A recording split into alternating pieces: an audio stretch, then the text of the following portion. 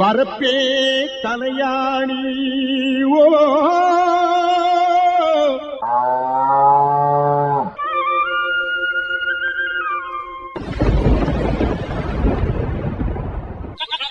வாய்க்காலே பஞ்சுமெத்தே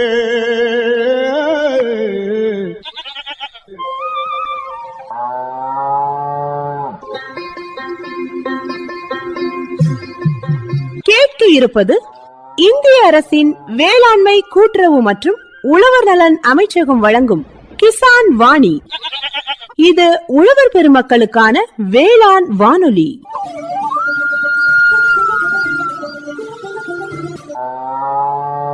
இந்நிகழ்ச்சியின் விளம்பரதாரர் இந்திய அரசின் வேளாண்மை கூட்டுறவு மற்றும் உழவர் நலத்துறை.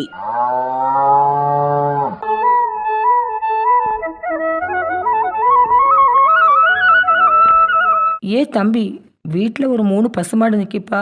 திடீர்னு பார்த்தா கால் நோய் வாய் நோய் பசுமாடுகளுக்கு வந்துட்டு, இது எப்படி வந்துச்சுன்னு தெரியல. இப்போ உள்ள குளிர்காலத்தில் மனுஷனுக்கே நோய் அடிக்கடி வருது. ஜலதோஷம், இருமல், தும்மல் இந்த மாதிரியெல்லாம் வந்துகிட்டே இருக்குது.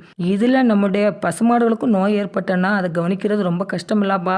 அது மட்டும் இல்லாமல் நமக்கு போதுமான வருமானம் அந்த பசுமாடுகளோட பால்கள்லேருந்து கிடைச்சிட்ருக்கு.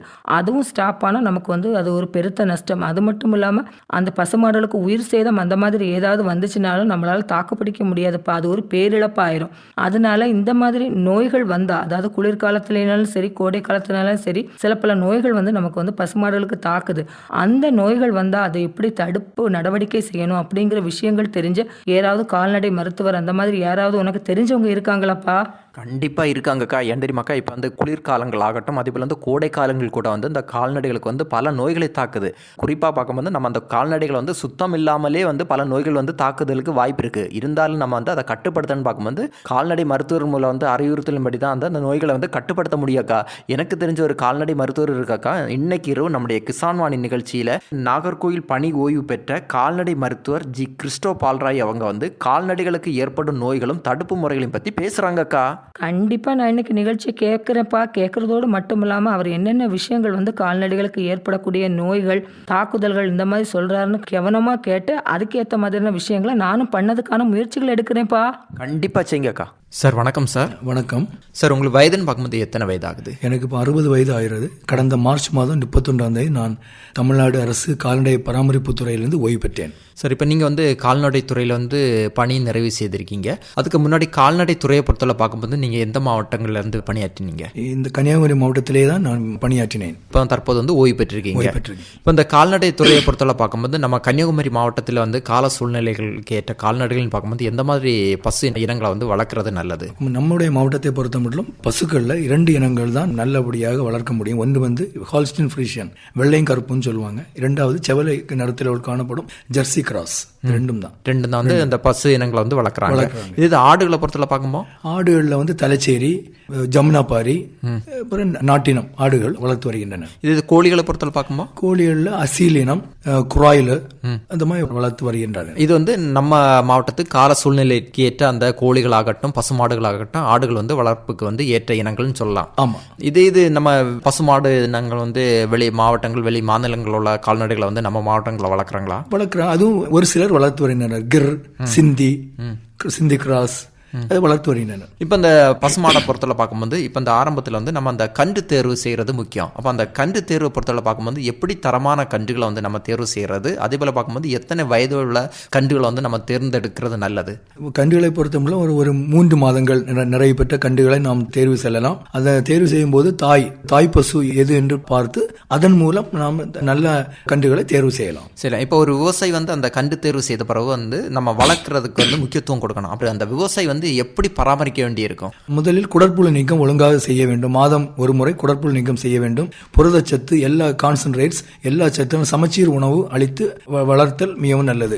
அப்படி வளர்த்தாதான் அந்த கன்றுயானது 1.5 ஆண்டுகள், அதாவது சுமார் 18 மாதங்கள் நிறைவடைந்த உடனே அது பருவத்திற்கு வரும். பருவத்திற்கு வந்த உடனே நம்ம அதை செயற்கை முறை கருவூட்டல் அல்லது இயற்கை முறை கருவூட்டல் செய்தால் அது உடனே சினை பிடிக்கும். சினை பிடித்து 10 மாதங்களில் அது குட்டி இழையணும். அப்படி வருடம் ஒரு குட்டி எடுத்தால்தான் அந்த விவசாயிக்கு லாபம்.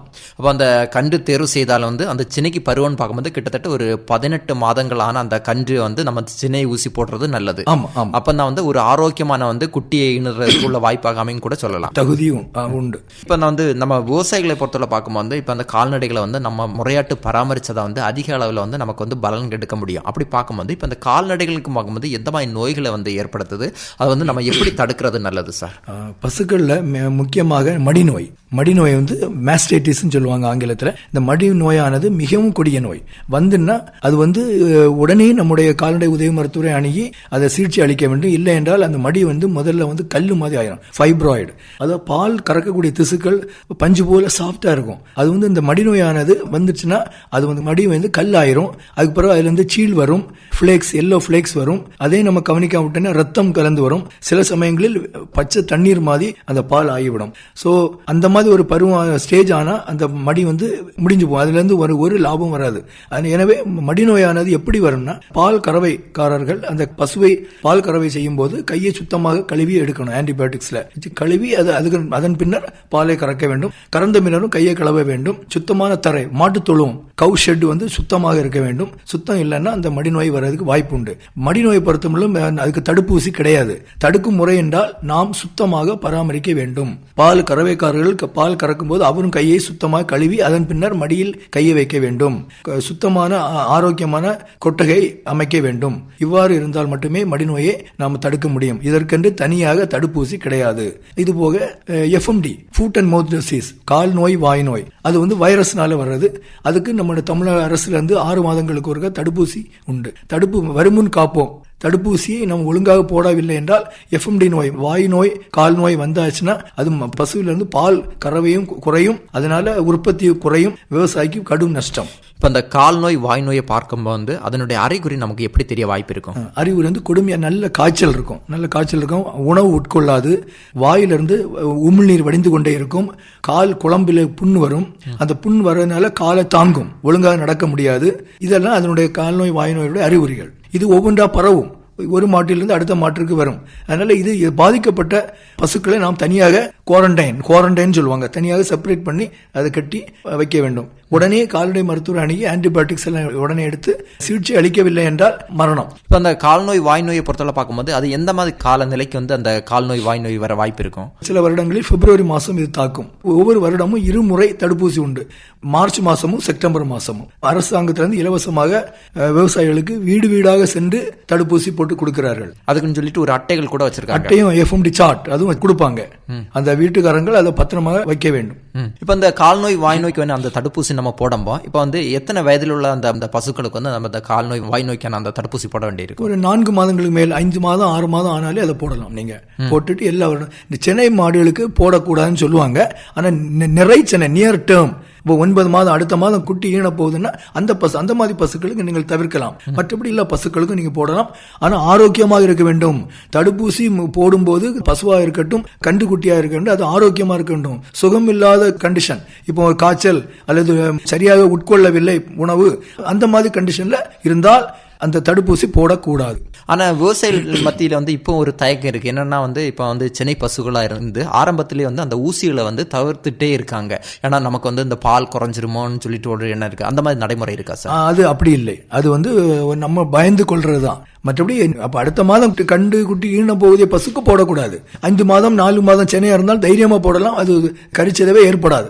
இப்ப பால் உற்பத்தியும் குறையாது. இப்ப வந்து இந்த கால் நோய் வாய் நோய்க்கான அந்த தடுப்பூசி போடணும்னு பார்க்கும்போது எந்த பாதிப்பு இல்லைன்னு பாதிப்பு இல்லை. அடுத்த ப்ரூசிலோசிஸ் சொல்லுவாங்க, கரிச்சிதைவு. அது வந்து கிடையிறி கன்றுகளுக்கு மட்டும்தான் வரும். ஸோ அந்த புருசுலோசிஸ் உடைய தடுப்பூசி வந்து கண்டுக்குட்டி ஒரு பெட்டை கிடையேறி கண்டு 4 மாதங்களுக்கு மேல் உள்ளதுக்கு தான் போடணும். ஸோ அப்படி நீங்க போட்டு வளர்த்தீங்கன்னா இது ஆயுள் காலம் முழுசும் அதுக்கு கரிச்சிதவு ஏற்படுறதுக்கு வாய்ப்பு இல்லை. புருசுலோசிஸ், எஃப்எம்டி சொன்னேன், புருசுலோசிஸ், மடிநோய், இது 3 மிக முக்கியமான கொடிய நோய்கள். இதை வந்து நம்ம தவிர்ச்சிட்டோம்னா நம்ம பசு வளர்க்கிறதுல ஆரோக்கியமான ஒரு பசுவை நம்ம லாபகரமாக வளர்க்கலாம் என்பதில் ஒரு ஐயமும் இல்லை. இப்போ இந்த கருச்சிதைவு நோயை பொறுத்தவரை பார்க்கும்போது வந்து இது வந்து எத்தனை மாதத்துல இந்த தாக்குதலை வந்து ஏற்படுத்த வாய்ப்பு இருக்கும்? ஒரு 4 மாதம் 5 மாதங்களிலே கிடையேறி கன்றுகளை தாக்குறதுக்கு வாய்ப்பு உண்டு. அது வந்துன்னா அந்த கன்று குட்டிகள் வந்து இறந்து போகும். ஸோ அத்தனை கொடிய நோய். அதனால அதை வந்து தடுப்பூசி வருமுன் காப்போம் தான், தடுப்பூசி உண்டு. அதுவும் தமிழக அரசிலிருந்து இலவசமாக போட்டு கொடுக்கிறார்கள். 4 மாதங்கள் நிறைவடைந்த கன்றுக்குட்டிகளுக்கு நீங்க தைரியமாக போடலாம். கிடேரி கன்றுகளுக்கு மட்டும்தான் போடணும், காளை கன்றுகளுக்கு போடக்கூடாது. அடுத்த நோய் என்று பார்க்கும்போது தொண்டை அடைப்பான். இது வந்து எல்லா மாடுகளிலும் எருமைகளிலும் வரும். இந்த நோய் மிகவும் வேகமாக பரவி இறப்பினை உண்டு பண்ணுகிறது. இறப்பு விகிதம் 20 முதல் 80% வரை இருக்கலாம். இந்நோய் கிருமிகள் ஈரப்பதமான மற்றும் நீர் தேங்கும் பகுதிகளில் நீண்ட காலம் உயிர் வாழும். இந்த தொண்டை அடைப்பான் நோய் வந்துன்னா திடீர் காய்ச்சல். இதனுடைய அறிகுறிகள் என்னவென்றால் திடீர் காய்ச்சல், கண்கள் சிவந்திருத்தல் மற்றும் நடுக்கம். பாதிக்கப்பட்ட மாடுகள் தீவிரம் உண்ணாது, பால் உற்பத்தியும் திடீரென குறைந்துவிடும். தாடை மற்றும் கழுத்து பகுதியில் வீக்கம் ஏற்படும். இந்த வீக்கம் ஏற்படுவதால் மூச்சு விடுதல் சிரமம் உண்டாகிறது. இதனால் பாதித்த மாடுகள் உருமல் ஒலி எழுப்பும். நாக்கு வீங்கி வெளி தள்ளும். அதிக அளவில் எச்சியல் வடியும். நோயின் அறிகுறிகள் கண்ட ஓரிரு நாட்களில் பசுக்கள் மாடுகள் இறந்துவிடும். இதனுடைய தடுப்பு வந்து எல்லா மாடுகளுக்கும் மழைக்காலத்திற்கு முன்பு இந்த தடுப்பு தொண்டை அடைப்பான் நோய் தடுப்பூசி போடவும். நோயற்ற மாடுகளை பிரித்து விடவும். நல்ல மாடுகள் வந்து குவாரண்டைன் பண்ணிடணும். மாட்டு தீவனம், பசுந்தீவனம், தண்ணீர் மூலம் இத்தொற்று நோய் பரவாமல் தடுக்கவும். சிகிச்சை வந்து கால்நடை மருத்துவரை அணுகி உடனே சிகிச்சை அளிக்காவிட்டால் மரணம் ஏற்படும். சரி, இப்போ அந்த தொண்டை அடைப்பான் நோயை பொறுத்தவரை பார்க்கும்போது இதுக்கு வந்து ஆரம்பத்தில் வந்து நம்ம தடுப்பூசி போட வேண்டியிருக்குமா சார்? ஆமா, தடுப்பூசி உண்டு. தொண்டை அடைப்பான் தடுப்பூசி உண்டு. தடுப்பூசி வந்து வந்த பிறகு போட முடியாது. வருமுன் காப்பு. அந்த மழைக்காலங்களில் இந்த நோய் பாதிப்பு அடையும். மழைக்காலத்திற்கு முன்பாக இந்த தொண்டை அடைப்பான் தடுப்பூசியை நீங்கள் போட வேண்டும். எந்த ஒரு தடுப்பூசியும் பசுக்காரனாலும் சரி, ஆடோ, நாயோ, கோழியோ எதுவுமே தடுப்பூசி போடும்போது அந்த மிருகங்கள் ஆரோக்கியமான நிலையில் இருக்க வேண்டும். நோய் வந்த பிறகு தடுப்பூசி போடுதல் முடியாது, கூடாது. ஆனா அது வந்து போட்டாலும் கூட வந்து பலன் அளிக்க வாய்ப்பு இல்லாம இருக்கும். பலன் அளிக்கவில்லை நோய். அது வந்து புரோட்டோகால் படி போடக்கூடாது. ஹெல்த்தி கண்டிஷன்ல இருக்கும்போது தான் மிருகங்களுக்கு தடுப்பூசி போட வேண்டும். நல்ல ஒரு ஆரோக்கியமா இருக்குமா வந்து நம்ம தடுப்பூசி வந்து போட வேண்டியது போட்டுக்கிடணும். இல்ல நோய் வந்த பிறகு தடுப்பூசி போடுதல் கூடாது. அப்ப வருமுன் காப்பது வந்து சிறந்தது. ஆமா, prevention is better than cure. வருமுன் காப்போம். அது எந்த மிருகமா இருந்தாலும் சரி, பசுவா இருந்தாலும் சரி, ஆடா இருந்தாலும் சரி, வீட்டில் வளரக்கூடிய செல்லப்பிராணிகள் நாயா இருந்தாலும் சரி, புறக்கடையில வளரக்கூடிய கோழிகளா இருந்தாலும் சரி, தடுப்பூசி வந்து அது ஒன்றே கால்நடைகளுக்கு தடுப்பு முறை. அதை நாம் ஒழுங்காக பராமரித்து போட வேண்டும். நோய்கள் வருவதற்கு முன்பாகவே போட்டுக்கொள்ள வேண்டும். ஒழுங்காக போட்டால் இந்த மரணத்திலிருந்து தவிர்க்கலாம். அடுத்த நோய் வந்து பசு அம்மை, கவுபாக்ஸ். இதுக்கு வந்து மேல வந்து உடம்பு ஃபுல்லா பொக்கலமா வரும். வந்து அது உடைந்து புண்ணாகும். புண்ணானோடனே அது வந்து அதில் வந்து வந்து முட்டை போட்டு பொரிச்சிட்டுனா அது வந்து புழு வச்சிரும். ஸோ அதனால வேப்பெண்ணையும் மஞ்சள் பொடியும் தேய்ப்பாங்க பசுவுடைய உடம்பு பூரா. அது வந்தாலும் உங்களுக்கு பால் கறவை குறையும். அது விவசாயிக்கு ஒரு பெரிய பாடு. கால் தாங்கும், கொடிய காய்ச்சல் வரும், உற்பத்தி இருக்கும், உணவு உண்ணாது. ஸோ அதையும் நம்ம கண்காணிச்சு. அது வந்து நம்ம அந்த குழந்தைகளுக்கு வந்து சிக்கன் பாக்ஸ் வர மாதிரி வந்து இது வந்து பசுமாடுகளுக்கு வர வந்து தாக்குதல் வந்து குரு அம்மை நோய். அது வந்து நம்ம வருமுன் வந்து காக்குன்னு பார்க்கும்போது எப்படி அதை வந்து வருமுன் காக்குறது நல்லது? இது வந்து தடுப்பூசி அவ்வளவா அதுக்கு கிடையாது. இது வைரஸ்னால வரக்கூடியது. செல்ஃப் லிமிட்டிங் தான். வந்தாலும் ஒரு 10 நாள் 15 நாள் அதை வந்து கஷ்டப்படுத்திட்டு தான் அந்த நோய் சப்சைட் ஆகும். ஸோ இதுக்கு வந்து சிலவங்க ஆயுர்வேதிக் மருந்தெல்லாம் கொடுப்பாங்க வாய் வழியா. மேல வந்து வேப்பெண்ணையும் மஞ்சப்பொடி, இந்த புண் ஆறுறதுக்கு. புண்ணில் வந்து செப்டிக் ஆயிடக்கூடாது. ஸோ அதை தடுக்கிறதுக்கு வேப்பெண்ணையும் மஞ்சப்பொடியும் குழப்பி அதை தேய்ப்பாங்க. அது கொஞ்ச நாள் செய்யணும். ஒரு 10 நாள் 15 நாள் ஆகும். இப்போ ஒரு வெக்கை நோய் வந்து ஒரு பசுமாடுக்கு வந்து தாக்கியிருக்கு. இது அடுத்து இருக்க பசுமாடுகளுக்கு பரவ வாய்ப்பு இருக்குமா சார்?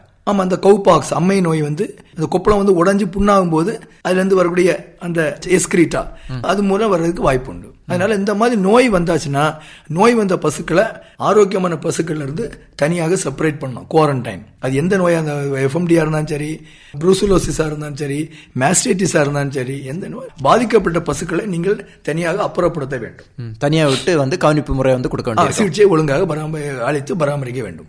அடுத்து ஆடுகளை பொறுத்த மட்டும் நம்ம ஊர்ல வந்து நம்ம குமரி மாவட்டத்தில் பொறுத்த மட்டும் மெயினா வந்து நாட்டு ஆடுகள் வளர்ப்பாங்க, வேலி ஆடுகள்னு சொல்லுவாங்க. சிலவங்க ஜமுனாபாரி, அது மெயினா வந்து பாலுக்குன்னு தான் வளர்ப்பாங்க. நம்ம ஊர்ல அப்படி இதாட்டு வளர்க்குறாங்க. ஜமுனாபாரி, பிறகு தலைச்சேரி எல்லாம் வளர்க்குறாங்க. ஆடுகளை பொறுத்த மட்டும் பாக்டீரியானால வரக்கூடிய வந்து அடைப்பான், தொண்டை அடைப்பான், துள்ளுமாறி நோய், வீச்சு நோய், குழம்பு புண் நோய், ரணஜன்னி நோய். ரணஜன்னினா ஃபிட்ஸ், கோலிஃபார்ம், சால்மோனல்லா நோய்கள், இப்போ நிமோனியா நோய், இத்தனை நோய்களும் பாக்டீரியானால வரக்கூடியது. இனி வைரஸ்னால வரக்கூடிய வந்து கோமாரி நோய், பிபிஆர், ஆட்டம்மை, பசு அம்மை சொன்ன அதே மாதிரி ஆட்டுக்கும் அம்மை வரும். ஆட்டம்மை, நீல நாக்கு நோய், ப்ளூ டங் டிசீஸ், உருண்டை புழுக்களால வரக்கூடிய நோய்கள். அதனால தான் சொல்றது உடனே நம்முடைய குடற்புழு நீக்கம் மிக முக்கியமானது. அது பசு வளர்த்தாலும் சரி, ஆடு வளர்த்தாலும் சரி, குடற்புழு நீக்கம் ஒழுங்காக செய்ய வேண்டும். சினை காலங்களில் குடற்புழு நீக்கம் தவிர்க்க வேண்டும். எப்போ கொடுக்க ஆரம்பிப்பீங்க? ஆடுகளுக்கெல்லாம் குட்டி போட்டு 28 நாள், ஒரு மாதம் நிறைவடைந்த உடனே நீங்கள் குடற்புழு நீக்கம் கண்டிப்பாக செய்ய வேண்டும். அதுக்கப்புறம் தாய் பசுக்கும் குடற்புழு நீக்கம் செய்யலாம். குடற்புழு நீக்கம் செய்யறதுனால நீங்க இந்த உருண்டை புழுக்கள் சம்பந்தப்பட்ட நோய்கள் நம்ம தவிர்க்கலாம். ஒட்டுண்ணி நோய்கள், எக்டோபாரசைட்ஸ் சொல்லுவாங்க, உண்ணி, பேன், தெள்ளு, இதையும் நம்ம தவிர்க்கலாம். தென் காக்சிடியோசிஸ் ஒரு நோய் உண்டு, அது வந்து இரத்த கழிச்சல் நோய். காக்சிடியோசிஸ் அதாவது ஆட்டினுடைய எச்சத்தில் வந்து ரத்தமாக போகும். காக்சிடியோசிஸ் அதுவும் தவிர்க்கலாம். டெலிரியோசிஸ், பெபிசியோசிஸ், தென் வெளிப்புற ஒட்டுண்ணிகள், பேன், தெள்ளு, அதனால வரக்கூடிய நோய்கள், இத்தனை நோய்களும் ஆடுகளுக்கு வரும். இந்த ஆடுகளுக்கு உள்ள நோய்களும் நம்ம பிபிஆருக்கெல்லாம் தடுப்பூசி உண்டு. அரசாங்கத்துல இருந்து இலவசம் கொடுக்குறாங்க 6 மாதங்களுக்கு ஒருக்கா. பிபிஆர் அதனுடைய அறிகுறி என்னன்னா, சரியா உட்கொள்ளாது, காய்ச்சல் இருக்கும், பேதி வந்து இலக்கமாக போகும், புழுக்கையா போடாம சாணி மாதிரி போகும். அதுவும் அந்த மூக்கு சீந்ததுனால அதுல இருந்து வைரஸ் மூலம் அடுத்த ஆடுகளுக்கு எல்லாம் பரவும். அதனால பாதிக்கப்பட்ட ஆடுகளை தனியாட்டு நம்ம அப்புறப்படுத்த வேண்டும், குவாரண்டைன் பண்ணிடணும். அதனோட மூக்குல இருந்து வரக்கூடிய சளி மூலம் தான் பிபிஆர் மேன பரவுது. ஜன்னி நோய்னா டெட்டானஸுக்கு வந்து தடுப்பூசி ஒன்றே விடுதலை. ஆடுகள் குட்டி போட்டோன்னா அந்த தொப்புள் கொடி நீளமா இருக்கும். அப்ப அதுல என்ன நம்ம டிஞ்சர் ஐடினை கொண்டு தேய்க்கணும். ஏன்னா கீழே மண்ணில் படுக்கும்போது அந்த தொப்புள் கொடி மூலம் அந்த டெட்டானஸ், அந்த கிருமிகள் உள்ள போய் அந்த குட்டிகள் இறந்து போகும். அந்த தொப்புள் கொடி மூலம் வந்து அந்த கிருமிகள் வந்து உள்ள போக வாய்ப்பு இருக்கு. ஸோ அதனால ஆட்டுக்குட்டி, ஆடுகள் வச்சிருக்க இடம் தொழுவம் வந்து சுத்தமா இருக்கணும். அந்த தொப்புள் கொடி காய்ச்சி விழுகிற வரை ஒரு 10 நாளில் விழும். அது வரைக்கும் டெய்லி அந்த குட்டிகளுக்கு டிஞ்சர் ஐடினை வச்சு ஒத்தி எடுக்கணும். ஸோ அதன் மூலம் நம்ம அந்த கிருமிகள் உள்ள போறதை தவிர்க்கலாம். இன்னொன்னு, டெட்டானஸ் வந்து குட்டி போட்டு 8 மணி நேரத்தில் டெட்டானஸ் தடுப்பூசி போடணும். டிடின்னு சொல்லுவாங்க, டெட்டானஸ் டாக்ஸாய்டு. அது குட்டி போட்டு குட்டிகளுக்கு 8 மணி நேரத்தில் போடணும். அதுக்கு மேலே போட்டிங்கன்னா நோ வேஸ்ட், பிரயோஜனம் கிடையாது. அதன் மூலம் நிறைய மரணங்கள் உண்டு. டெட்டானஸ் வந்துட்டுனா மரணம் உறுதி, வேற ட்ரீட்மெண்ட் பண்ண வாய்ப்பே இல்லை. அப்போ என்ன சொல்றீங்க டாக்டர்? இப்போ வந்து பாக்டீரியானாலே ஆகட்டும், இந்த வைரஸ்னாலேன்னு பார்க்கும்போது நிறைய நோய்கள் தாக்குது. அது ஆரம்பத்திலே வந்து நம்ம அந்த தொழு பரப்பை வந்து நம்ம சுத்தமாக வச்சிருந்தாலே வந்து பாதி நோயை வந்து நம்ம கட்டுப்படுத்தலாம். சுத்தமாக இருக்கணும். சுத்தம் சோறு போடுன்னு பழைய காலத்தில் சொல்லுவாங்க. அதே மாதிரி சுத்தமாக வைங்க. ஆட்டு தொழுவமாக இருந்தாலும் சரி, பசு தொழுவமாக இருந்தாலும் சரி, சுத்தமாக நம்ம பராமரிக்கணும். இந்த சாணி எல்லாம் விழும்போது உடனுடன் எடுத்து ரிமூவ் பண்ணிடணும். ஆட்டு புழுக்க எதுவுமே. அதே மாதிரி காற்றோட்டமான இடமா இருக்கணும், நல்ல தனி வசதியா இருக்கணும். ஏன் காற்றோட்டமான இடமா இருக்கணும்னு சொல்றேன்னா, காற்றோட்டமா இருந்தால் இந்த ரெஸ்பிரேட்டரி டிசீஸ், மூச்சு சம்பந்தப்பட்ட நோய்களை நம்ம தவிர்க்கலாம். அப்புறம் மேடான இடத்துல தான் இந்த மாதிரி நீங்க பண்ணைகளை அமைக்க வேண்டும். அப்போ தண்ணி தங்காது. தண்ணி தங்கக்கூடிய இடத்துல நீங்க வச்சீங்கன்னா, ஷெட் எதுவும் கட்டினீங்கன்னா அதில் தண்ணி கட்டும்போது கொசு உற்பத்தி ஆகும். இதனால கால்நடைகளுக்கும் பாதிப்பு, அதை கவனிக்கக்கூடிய நமக்கும் பாதிப்பு. இது கோழிகளை பொறுத்தவரை பார்க்கும்போது எந்த மாதிரி நோய்களை வந்து தாக்குதலை வந்து ஏற்படுத்த வாய்ப்பு? கோழிகள் வந்து வெள்ளைக்கழிச்சல், ராணிக்கெட் டிசீஸுக்கு அதெல்லாம் தடுப்பூசி உண்டு. அதெல்லாம் ஒழுங்கா போட்டால் தான் அந்த கோழிகளை தப்ப முடியும். இல்லைன்னா கோழிகள் தப்பாது. ராணிக்கெட் டிசீஸுக்கு தப்புண்டு. அப்புறம் சிக்கன் பாக்ஸுக்கு வந்து தடுப்பூசி கிடையாது. பாக்ஸ் தடுப்பூசி விட அது குருமாய் இருக்கும். அதுக்கு வந்து இந்த வேப்பெண்ணையும் மஞ்சப்பொடியும் குழப்பி அந்த குருவில் தேய்க்கணும். அது ஒரே நாளில் போகாது. சில குரு வந்து வாய் வழியா கண்ணெல்லாம் வச்சு கண்ணு மூடிடும், கண்ணு திறக்க முடியாது, வாயும் திறக்க முடியாமல் அப்படி உணவு உட்கொள்ளாமல் இறந்து போகும். ஸோ அது பாக்ஸ். மெயினாக உள்ளது ராணிக்கெட் டிசீஸ் தான். அப்புறம் மேரக்ஸ் டிசீஸ் சொல்லுவாங்க. அது குஞ்சில 0 to 3rd டேல 0 டேயே குஞ்சிகள் கொண்டு வந்த உடனே தடுப்பூசி போடணும். வாய் வழியாகவும் கொடுக்கணும், மூக்கில் ஒரு சொட்டு, வாயில் ஒரு சொட்டுன்னு சொல்லுவாங்க. லசோட்டா தடுப்பூசிகள். அதே இது செல்ல பிராணியை பொறுத்தவரை பார்க்கும்போது சில விவசாயிகள் வந்து நாய்கள் வளர்க்குறாங்க, பூனைகள் வளர்க்குறாங்க. அதுன்னு பார்க்கும்போது ஏதாவது நோய்கள் வந்து தாக்குதலை வந்து ஏற்படுத்த வாய்ப்பு இருக்குமா? நாய்களை பொறுத்த மட்டும் நீங்கள் முக்கியமாட்டு ரேபீஸ் மிகவும் கொடியது. அதனால நிறைய மரணங்கள் ஏற்பட்டுக்கிட்டு இருக்கு இப்போ உள்ள காலகட்டத்தில். அதனால நாய் நீங்கள் வீட்டில் செல்லப்பிராணி வளர்த்தீங்கன்னா, நாய் வந்து குட்டி போட்டு 45வது நாளில் முதல் தடுப்பூசி போடுவாங்க. என்ன தடுப்பூசினா 7-way வேக்சின். அதாவது நோய்கள் வராமல் இருக்கக்கூடிய தடுப்பூசி. இந்த distemper, parvo virus infection, leptospirosis, corona virus type A, type B, இந்த மாதிரி 7 நோய்கள் வராமல் அதை பாதுகாக்கும். அதனால தான் அந்த தடுப்பூசிக்கு 7-way வேக்சின் பேர். அது குட்டி போட்டு 35வது நாளில் நீங்கள் போடலாம். That is call the main dose. அதுக்கு பிறகு 1 month கழிச்சு ஃபர்ஸ்ட் பூஸ்டர், அடுத்த 1 month கழிச்சு செகண்ட் பூஸ்டர். இது 3 முடியும் போது ரேபீஸ் வேக்சின் எப்போ போடுவாங்க? 90வது நாள் நாய் குட்டி போட்டு 90வது நாளில் ரேபீஸ் வேக்சின் போடுவீங்க, மெயின் ஷாட். அதுக்கும் 2 பூஸ்டர் நீங்க போடலாம். எதுக்கு இந்த பூஸ்டர் போடுவாங்கன்னா, இரட்டை பாதுகாப்பு. 1 month கேப்ல. அப்ப 90வது நாள்ல வந்து மெயின் ஷாட் ரேபீஸ், 120வது நாள்ல ஃபர்ஸ்ட் பூஸ்டர் ரேபீஸ், 120 + 30 150வது நாள்ல செகண்ட் பூஸ்டர் ரேபீஸ். அப்போ 5 மாதங்கள், 150 நாள்னா 5 மாதங்கள் வரை நாய்க்கு தடுப்பூசி இருந்து கொண்டே இருக்கும். வருடம் ஒரு முறை ரேபீஸ் தடுப்பூசியா இருந்தாலும் சரி, 7-way வேக்சினா இருந்தாலும் சரி, வருடம் ஒரு முறை போட்டுக்கொண்டே இருக்க வேண்டும். இது மேண்டேட்டரி. இல்லாட்டா ரேபிஸ் வந்துன்னா நம்மளை கடிச்சுனா மரணம், இல்லடா ரேபிஸ் உள்ள நாய் உங்க நாயை கடிச்சாலும் அதுக்கு மரணம். சரி, இந்த மாதிரி தடுப்பூசிகளை பொறுத்தவரை பார்க்கும்போது கால்நடை துறையிலேருந்து வந்து இலவசமாக போடுறாங்களா? இப்போ நீங்கள் கூட சொன்னீங்க வந்து 7 நோய்க்கான அந்த தடுப்பூசிகள் கூட இருக்குது, அது வந்து நம்ம வந்து ரூபா கொடுத்து நம்ம போட வேண்டிய இருக்குமா சார்? 7 நோய்கள் வராம தடுப்பூசி 7வே வேக்சின் வந்து அரசுல தமிழக அரசால் கொடுக்கப்படவில்லை, நம்ம விலைக்கு வாங்கி தான் போடணும். ரேபிஸ் வேக்சின் வந்து தமிழக அரசு வந்து இலவசமா கொடுக்குறாங்க. அது ஒரு குறிப்பிட்ட அளவு கொடுப்பாங்க, ஒவ்வொரு கால்நடை மருந்தகத்துக்கும் ஒரு 50 டோஸ் அல்லது 60 டோஸ்ன்னு கொடுப்பாங்க.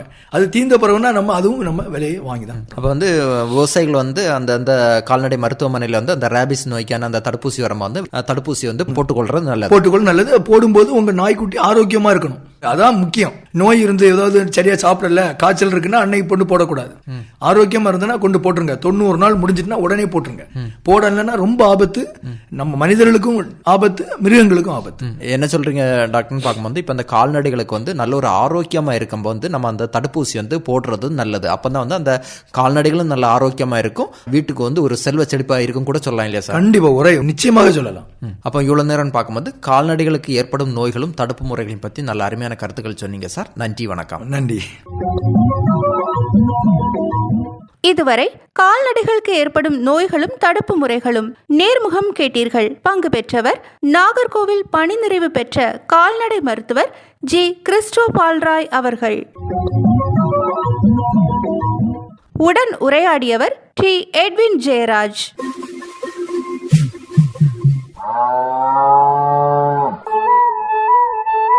இத்துடன் இந்திய வேளாண் அமைச்சகம் வழங்கிய கிசான் வாணி உழவர் உலகம் நிகழ்ச்சி நிறைவு பெறுகின்றது.